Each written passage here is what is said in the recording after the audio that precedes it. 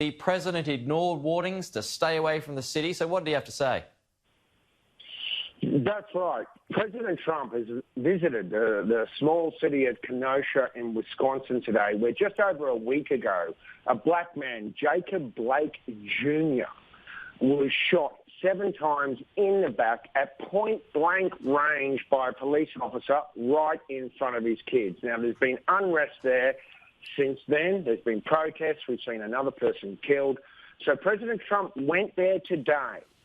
Now, he went there and without meeting Jacob Blake's family, I understand the White House contacted them. They mustn't have wanted the meeting. So President Trump went to meet with business owners and with police officers while he was there. Now, the governor didn't want him to come. The mayor didn't want him to come. They were afraid that there would be violence sparked by President Trump's protest. But touch wood, as so far, there's nothing. So it was a peaceful visit. Now, President Trump doubled down while he was there, offering extra money to police, but also doubled down on this bizarre statement he made last night on Fox News, where he compares trigger-happy police officers to nervous golfers. Listen to this exchange. They can do 10,000 great acts, which is what they do, and one bad apple, or a choker. You know, a choker. They choke. Shooting the guy in the back many times. I mean, couldn't you have done something different? Couldn't you have wrestled? You know, I mean, in the meantime, he might have been going for a weapon, and, you know, there's a whole big thing there. But they choke. Just like in a golf tournament, they miss a 3-foot. You're not comparing it to golf because, of course, that's what the media I'm saying people choke. People panic. Choke. Yeah. And people are bad people. You have both. You have some bad people, and they choke.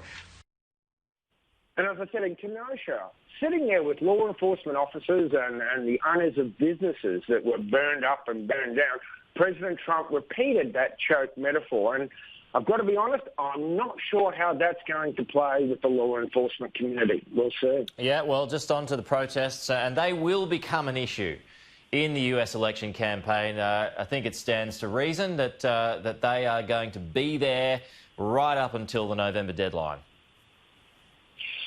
Mate, you've got to understand, this country is currently caught up in real spasms of political violence.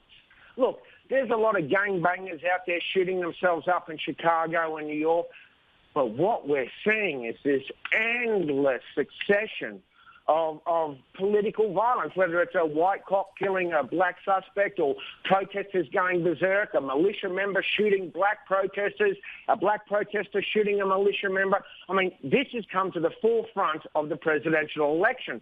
And honestly, no one knows who this issue is really going to benefit. Joe Biden came out of his so-called coronavirus bunker yesterday to make a speech in Pittsburgh where he formally and emphatically denounced the looting, said that looting is not protesting. And it's also an issue President Trump is playing very heavily. He wants to put law and order at the front of the campaign, almost as if coronavirus didn't happen. One of the reasons, and he explained this to Fox News last night, is he has a major problem this time round with suburban women voters. I mean, Fox News poll a few weeks ago showed Biden leads President Trump over suburban women voters 58% to 35%. So President Trump believes that these women in the burbs who really want law and order, and he also says, I'm the one who stopped putting low-income housing projects in your suburbs. With low-income housing comes crime and violence. So it seems that he's tailoring a big part of this message to a key demographic in the election that he had last time is losing this time. All right.